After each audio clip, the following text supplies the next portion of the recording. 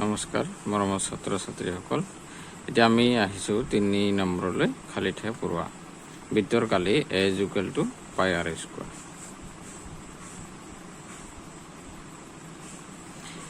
যদি a বাঢ়ে তেন্তে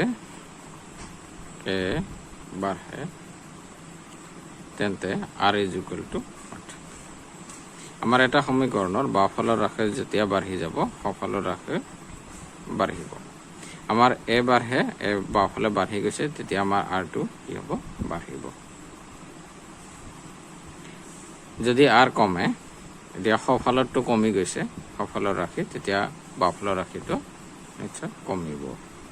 দ্বিতীয় উত্তৰ হ'ব কমিব। 2 নম্বৰ এখন গাড়ীৰ ভ্ৰমণৰ সময় t আৰু d দূৰত্ব d সম্বন্ধটো তলৰ তালিকাত দিয়া হ'ল। t = 1 d = 4 তাৰপিছত t = 2 d = 8 এনেকৈ আমাৰ দিয়া আছে। খালি ঠাই পূৰোৱা নম্বৰ দিয়া আছে t আৰু d ডেছভাৱে বিচৰণ কৰে। এতিয়া বিচৰণ আমাৰ 2 প্ৰকাৰৰ আছিল। প্ৰথম আছিল প্ৰত্যক্ষ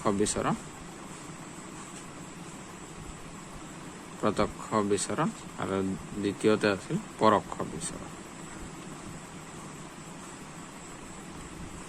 প্ৰত্যক্ষ বিচৰণত আমাৰ এটা ৰাশিৰ লগত আনটো সমানে বাঢ়ি যায় আৰু পৰোক্ষ বিচৰণত এটা ৰাশিৰ বাঢ়িলে আনটো ৰাশি কমে।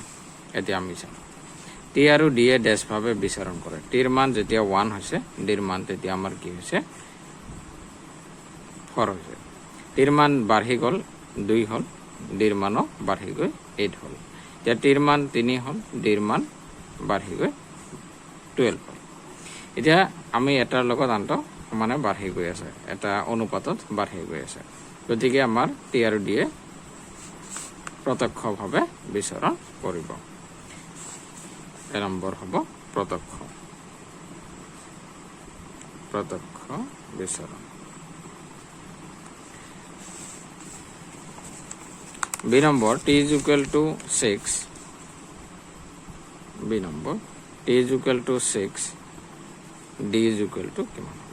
আমাৰ t আৰু d কিমান গুণকৈ বাঢ়ি গৈছে টিৰ লগতে d টো 4 গুণকৈ বাঢ়ি গৈছে। গতিকে t যদি 6 হয় d = 4 গুণ 24 হ'ব। c নম্বৰ ডিৰ মান দিয়া আছে এবাৰ 28। টিৰ মান আমাক উলিয়াব লাগে। ডিৰ মান উলিয়াওঁতে আমি পূৰণ কৰিছিলোঁ তেতিয়াহ'লে টিৰ মান উলিয়াওঁতে আমি হৰণ কৰিব লাগিব 28ক। 4ৰে আমি 28ক হৰণ কৰিম। 4 × 7 = 28 হ'ব। গতিকে আমাৰ টিৰ মান কিমান হ'ল 7। D number